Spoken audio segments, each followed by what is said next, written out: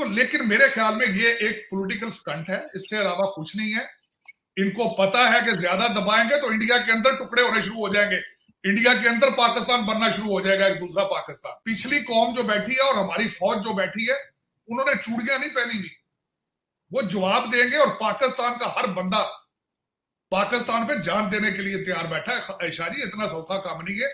If आपको जो गलत फहमी है, आप किसी वक्त करके देख लेंगे। भारत के जो होम सेक्रेटरी है अमित शाह, जो कि नरेंद्र मोदी के बहुत क्लोज एड हैं और बीजेपी को रन कर रहे हैं इस वक्त, उन्होंने स्टेटमेंट दी है कि हम पाकिस्तान पे मजीद सर्जिकल स्ट्राइक कर सकते हैं। हमारे डोमेस्टिक जो पॉलिटिकल लैंडस्केप है और जहां यहाँ पे जो हमारी पॉलिटिकल अशराफिया की सोच है कि भारत को लेकर के किसी ने बयान ही नहीं दिया। वजीर दाखिला जो कि छोटी मोटी तो वो तो एवं ही बस दाग देते थे बयान, वो बोले ही नहीं है।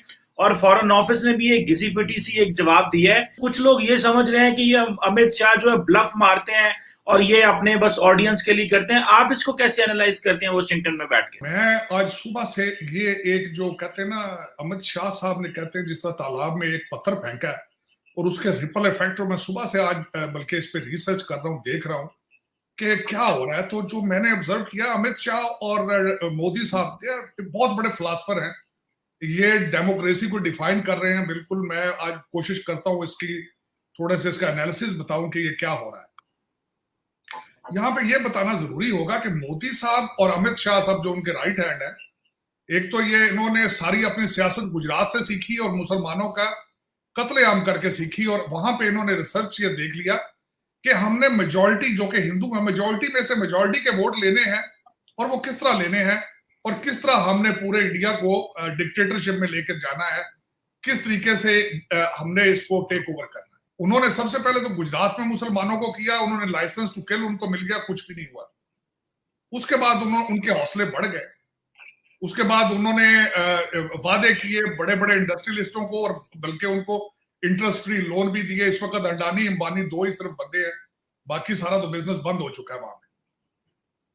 उनके पैसे की बेस पर जब वो आगे आए तो उन्होंने जिस तरीके से फिर मुसलमानों की हालत जो की और एंड अप उन्होंने कश्मीर पे किया, और आज ये स्टेटमेंट गोवा में एक यूनिवर्सिटी में उन्होंने दी है, तो उसका बेस ये है, फिर वही होगा कि इस अगले मार्च में 5 स्टेटों में, पंजाब, उत्तराखंड, उत्तर प्रदेश, गोवा और मणिपुर, यहां पे इलेक्शन है 2022 के मार्च में। दिसंबर में इलेक्शन है गुजरात का और हिमाचल प्रदेश का। और इनको टारगेट करके उन्होंने इस वक्त दो काम कर रखे। एक तो ये दोबारा उन्होंने ये छेड़छाड़ शुरू कर दी, कश्मीर में आपने देखा होगा हिलचुल शुरू कर दी उन्होंने। अमित शाह साहब ने ऐसे ही एक हवा में ये स्टेटमेंट छोड़ी है कि हम ये करेंगे वो करेंगे। मेरा मशवरा होगा, शाह जी करके देख लो। उसकी वजह ये है कि हमारे जो ऊपर 1000-1500 गंदे लोग बैठे हैं, जो करप्ट लोग बैठे हैं, इन्होंने तो उड़ के दुबई और इंग्लैंड आ जाएंगे। पिछली कौम जो बैठी है और हमारी फौज जो बैठी है, उन्होंने चूड़ियां नहीं पहनी हुई, वो जवाब देंगे। और पाकिस्तान का हर बंदा पाकिस्तान पे जान देने के लिए तैयार बैठा है। ऐशा जी, इतना सौखा काम नहीं है। इफ आपको जो गलत फहमी है, आप किसी वक्त करके देख लेंगे। और मैं हैरान हूं कि वो हमारे शेख रशीद साहब तो मशहूर है कि हर चीज को जुगत में टाल देना, वो भी बिल्कुल चुप बैठे हैं। फॉरेन मिनिस्टर साहब तो है ही नहीं, मोहित यूसुफ साहब इस वक्त फॉरेन ऑफिस को चला रहे हैं। शाह जी तो बिजी है मुल्तान में, पता नहीं किसी चीज में। तो उस वक्त ये मैं मशवरा दूंगा, शाह जी, ये जो आप हमारे लोग देखते हैं ना, 1000-1500 बंदे जो पाकिस्तान को रूल गवर्न कर रहे हैं, this is not the Pakistan is about. ये आपकी गलतफहमी, बिल्कुल गलतफहमी। हमारी फौज भी खड़ी है, हमारा हर पाकिस्तानी फौजी है, और इसको इस तरह आप सोच भी नहीं सकते, आप छेड़ भी नहीं सकते। मेरे ख्याल में ये एक पॉलिटिकल स्टंट है, इससे अलावा कुछ नहीं है। इनको पता है कि ज्यादा दबाएंगे तो इंडिया के अंदर टुकड़े होने शुरू हो जाएंगे, इंडिया के अंदर पाकिस्तान बनना शुरू हो जाएगा, एक दूसरा पाकिस्तान। क्योंकि 25 करोड़ लोग बैठे हैं, कितना उनको मारोगे भाई? उनको कितना चौक करोगे? उनको एक कोने में लगाओगे, रिएक्शन होगा उसका। और मैं हैरान हूं कि वो हमारे शेख रशीद साहब तो मशहूर है कि हर चीज को जुगत में टाल देना, वो भी बिल्कुल चुप बैठे हैं। फॉरेन मिनिस्टर साहब तो है ही नहीं, मोहित यूसुफ साहब इस वक्त फॉरेन ऑफिस को चला रहे हैं। शाह जी तो बिजी है मुल्तान में, पता नहीं किसी चीज में। तो उस वक्त ये मैं मशवरा दूंगा, शाह जी, ये जो आप हमारे लोग देखते हैं ना, 1000-1500 बंदे जो पाकिस्तान को रूल गवर्न कर रहे हैं, this is not the Pakistan is about. ये आपकी गलतफहमी, बिल्कुल गलतफहमी। हमारी फौज भी खड़ी है, हमारा हर पाकिस्तानी फौजी है, और इसको इस तरह आप सोच भी नहीं सकते, आप छेड़ भी नहीं सकते। तो लेकिन मेरे ख्याल में ये एक पॉलिटिकल स्टंट है, इससे अलावा कुछ नहीं है। इनको पता है कि ज्यादा दबाएंगे तो इंडिया के अंदर टुकड़े होने शुरू हो जाएंगे, इंडिया के अंदर पाकिस्तान बनना शुरू हो जाएगा, एक दूसरा पाकिस्तान।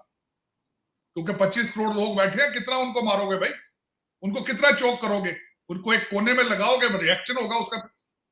शाहरुख खान के साथ जो कर रहे हो, लोग देख रहे हैं क्या कर रहे हैं आप उनके साथ। जज ने देखे, मैं हैरान हो गया उसका डिसीजन सुन के।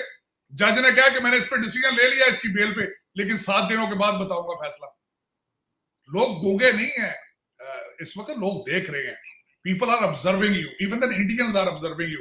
और मुझे आज याद है, अभी तक जब मोदी साहब पहली दफा इलेक्शन जीते थे, मैंने उसी दिन कहा था कि मोदी साहब इंडिया के लिए खतरनाक है, और जो कुछ भी आप कर रहे हैं वाकई पाकिस्तान, सेकुलरिज्म पाकिस्तान की जरूरत नहीं है, आपकी मजबूरी है, क्योंकि आपके अंदर इतनी ज्यादा माइनॉरिटीज हैं जिसकी हद कोई नहीं, और आप चोक कर रहे हैं, हर माइनॉरिटी को चोक कर रहे हैं। सिखों को देख लें आपने, उनके फार्मर्स के साथ क्या कर रहे हैं, मुसलमानों को आपने निशाने इबरत बना दिया, चाइना कश्मीर के साथ जो कुछ कर रहे हैं। तो आपके विदन कितने इश्यूज होने हैं इंडिया के अंदर से, आपको जगह नहीं मिलनी। बिल्कुल सही है, आपने स्टेटमेंट छोड़ी है, ये तो एक छोटा सा, मेरा मकसद एक छोटा सा चीज है ना, लेकिन इंडिया के अंदर जो इस वक्त हालात है, चीमा साहब, मैं तो बड़ा क्लोजली वॉच करता हूं। मैंने बल्कि कई दफा कहा है कि हमारे हर पाकिस्तानी को चाहिए कि दिन में एक दफा आधा घंटा इंडियन चैनल जरूर देखा करें कि आपके पड़ोस में क्या पक रहा है और आपके बारे में क्या इंटेंशन है उनकी। अमित शाह साहब ने तो आज स्टेटमेंट गोवा में जाके पॉलिटिकल स्टेटमेंट है, इससे ज्यादा कुछ नहीं है। लेकिन एक बिल्कुल इस तरह इनको सोचना भी नहीं चाहिए। पाकिस्तान जो है वो Pakistan, it's not that easy, it's not a piece of cake. Tarar साहब, ये तो हो गया अमित शाह साहब के हवाले से, लेकिन एक और बड़ी डेवलपमेंट हुई है और वो G20 के हवाले से है। और उसमें G20 का जो इजलास हुआ, जो कि इटालियन जो है वो क्योंकि इस वक्त लीड कर रहे हैं, चेयर कर रहे हैं G20 को, तो वहां पे जो डिस्कशन हुई है तारड़ साहब, वो तो आपको नहीं लगता, पाकिस्तान तो वहां पे था नहीं। अब मुझे एक चीज की समझ नहीं आती, हमारे जो नेशनल सिक्योरिटी एडवाइजर साहब है मोहित यूसुफ, अब हमारी उनकी कोई बात सुन नहीं रहा। वो फॉरेन अफेयर्स में आर्टिकल लिखते रहते हैं कि मगरबी इंटेलिजेंसिया को और दूसरों को बताते रहे कि हमारा क्या मौकफ और हम क्या बात कर रहे हैं। आप अखबारों में आर्टिकल तब लिखते हैं, मैगजीन में आर्टिकल तब लिखते हैं जब आपकी स्टेट लेवल पे कोई उस तरह से नहीं होती। आपने और हमारे इमरान खान साहब भी न्यूयॉर्क टाइम, वाशिंगटन पोस्ट में लिख रहे हैं, जो मोहित यूसुफ साहब है वो फॉरेन अफेयर्स में आर्टिकल लिख रहे हैं, और डायलॉग कोई अफगानिस्तान पे हो नहीं रहा। उधर से भारत G20 पे बात कर रहा है जी। अब देखें, वो कहते हैं कि जी भारत तो नेबर भी नहीं है अफगानिस्तान का, तो what role it can play. तो यहां पे ये बताएं कि हम क्या कर रहे हैं, क्योंकि हमारे पास तो कोई प्लेटफॉर्म नहीं है ना। तो अमेरिका ने वैसे लो लेवल पे हमारे साथ बात की है, उस तरह नहीं बात की अफगानिस्तान पे जिस तरह करनी चाहिए। तो हमारे पास क्या ऑप्शन है, किन प्लेटफॉर्म पे हम अफगानिस्तान की बात कर सकते हैं? आज तो वैसे PIA ने अफगानिस्तान की फ्लाइटें भी बंद कर दी हैं, तो how do you see this? Cheema साहब, मैंने बल्कि यहीं से शुरू करना था जो आपने शुरू कर दिया PIA का। मैं बल्कि यहाँ पे ये भी बताना जरूरी समझूंगा कि PIA का फ्लाइट ऑपरेशन कैंसिल क्यों किया गया। वो इसलिए कैंसिल किया गया कि वहां पे जो आपका कंट्री चीफ है उसको तालिबान ने एक दिन पूरा गन पॉइंट पे बिठाए रखा है, और उस पर इल्जाम लगाया है कि तुम यहां से हमारे अफगानियों को भागने की मदद कर रहे हो। आपके साथ तालिबान की ये अलाइनमेंट है।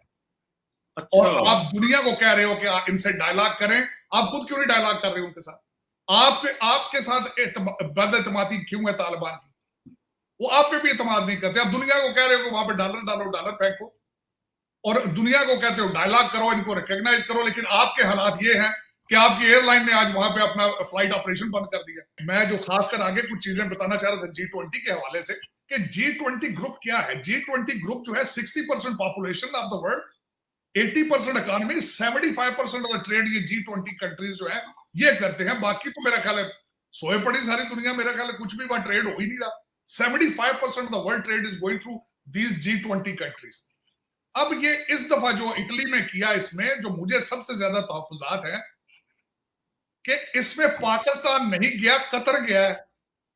पाकिस्तानी हमेशा कहते हैं जी हमने दुनिया की मदद की तालिबान को कतर ले जाने के लिए दोहा में, तो ले जाने वाली पार्टी जो इनवाइटेड नहीं है, तो जो जिनके बेस पर बैठे हैं वो वहां पे इनवाइटेड है। लेकिन यहाँ पे कोई बिल्कुल किसी के माथे पे बली कोई नहीं, आपके बिल्कुल मीडिया ने उसको कवरेज ही नहीं दी है उसको बिल्कुल। मैं एक सितम जरीफी पाकिस्तान के अंदर इस वक्त जो मैं देख रहा हूं, आपके अमित शाह की स्टेटमेंट को आपके पाकिस्तान के इंटरनल हालात के साथ भी अटैच करूंगा कि आपके दुश्मन आपको कैलकुलेट कर रहे हैं, आपके दुश्मन आपकी इंटरनल पॉलिसी को देख चुके हैं कि आपके अंदर क्या क्या कमजोरियां हैं और वहां से वो बढ़ के मार रहे हैं आपको। आप लोगों को क्या तमाशा दिखा रहे हैं कि आप नैब पर, तकरीरों पर, तबादलों पर, ये पता नहीं क्या इंटरनल इश्यूज हैं, किन पे आप इतने मेरा खराबी है, सारी दुनिया आपके ऊपर। अब वॉशिंगटन पोस्ट भी लिख रहा है, अल जजीरा प्रोग्राम आप पे कर रहा है, इंडिया तो करने ही करने हैं कि जी वहां पे इंटरनल प्रॉब्लम आ चुके हैं। कि G20 तो एक अलग बात है। मैं थोड़ा सा ये भी बताना चाहूंगा कि चाइना और रशिया वहां पे नहीं था, वो इस G20 मीटिंग में वो नहीं गए। और उसमें मुझे जो नजर आ रहा है, मैंने शायद पहले भी मेंशन करने की कोशिश की थी कि चाइना ने अपना रुख अफगानिस्तान से मोड़ लिया है। उन्होंने ये डिसाइड कर लिया है कि चाइना और पाकिस्तान की वजह से हम अमेरिका के साथ अपने रिलेशनशिप खराब नहीं करेंगे, क्योंकि इस वक्त वो तवज्जो दे रहे हैं ताइवान पर और इंडो पैसिफिक पर। और जो सबसे बड़ी एक चीज आपके मीडिया ने बिल्कुल कवर नहीं की, वो मालाबार एक्सरसाइज, जो नेवल एक्सरसाइज हो रही है बे ऑफ बंगाल में। वहां पे इस वक्त उसका सेकंड वर्जन है। पहला वर्जन जो अगस्त में हुआ है, अब जो इस वक्त जो दूसरा वर्जन है वो पहले से भी लार्जर स्केल पर है। वहां पे इंडिया के शिप रणविजय और सतपुरा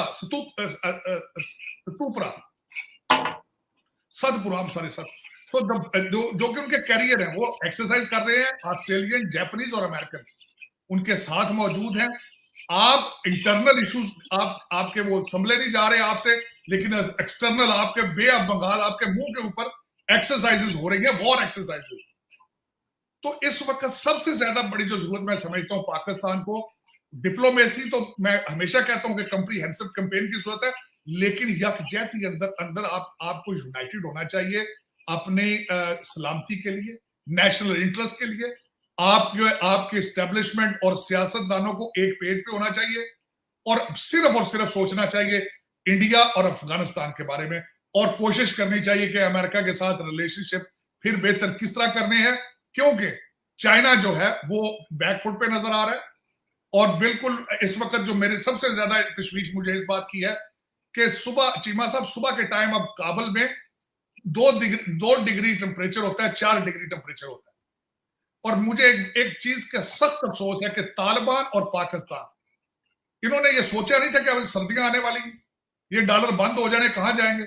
आप ये देखें, इस 21st सेंचुरी में आपने पहाड़ पर चढ़ने का मंसूबा बना लिया, लेकिन वहां से उतरने का मंसूबा ही कोई नहीं आपके पास।